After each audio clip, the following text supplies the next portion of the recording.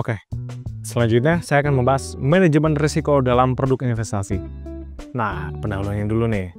Manajemen risiko dalam produk investasi adalah proses mengidentifikasi, menganalisis, dan mengambil tindakan untuk mengelola potensi risiko yang mungkin mengaruhi nilai investasi.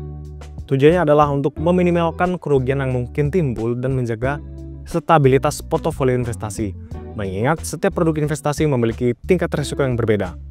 Manajemen risiko yang sangat penting untuk melindungi aset dan mencapai tujuan keuangan.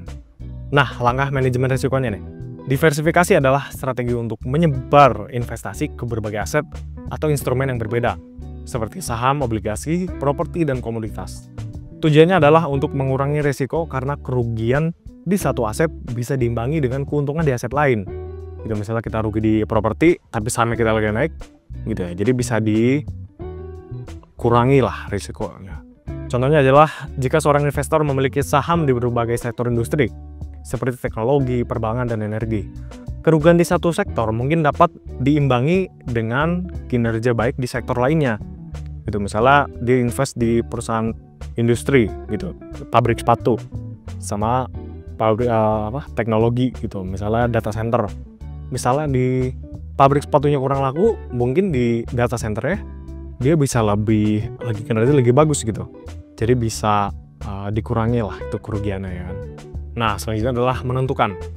Toleransi risiko adalah kemampuan untuk kesiapan seorang investor untuk menghadapi fluktuasi atau penurunan nilai investasi.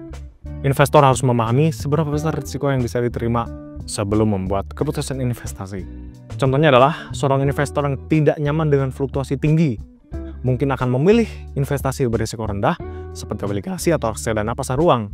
Sementara investor yang siap menghadapi volatilitas bisa memilih saham atau cryptocurrency. Nah, mungkin kita pakai nama aja lah ya. Misalnya Rizky nih, Rizky sama John ya.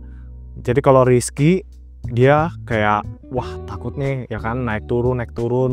Misalnya dibeli sebuah saham gitu ya, perusahaan apalah gitu ya. Contohnya. Nah, itu naik turun dia kayak deg-degan gitu, was-was, dia takut rugi apa gimana ya kan. Nah, Rizky ini mendingan beli reksadana pasar uang ya atau obligasi. Dia lebih cenderung stabil gitu. Karena ya tadi itu dikelola sama orang profesional. Tapi ya itu returnnya nggak sebanyak kalau misalnya kita langsung yang jual sahamnya gitu. Nah, kalau si John dia mungkin misalnya dia punya warisan 2 miliar dari orang tuanya gitu. Ya, jadi dia kayak nggak takut aja ya udah dia bisa milih saham atau cryptocurrency gitu yang tinggi resiko tapi kemungkinan dapat keuntungannya bisa lebih tinggi.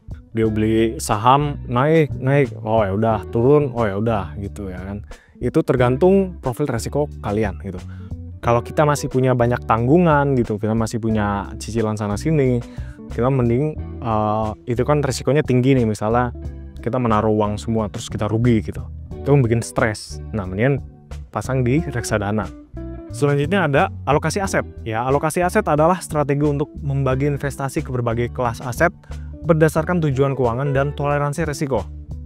Aset yang berbeda seperti saham, obligasi, dan properti memiliki karakteristik risiko dan imbal hasil yang berbeda nih.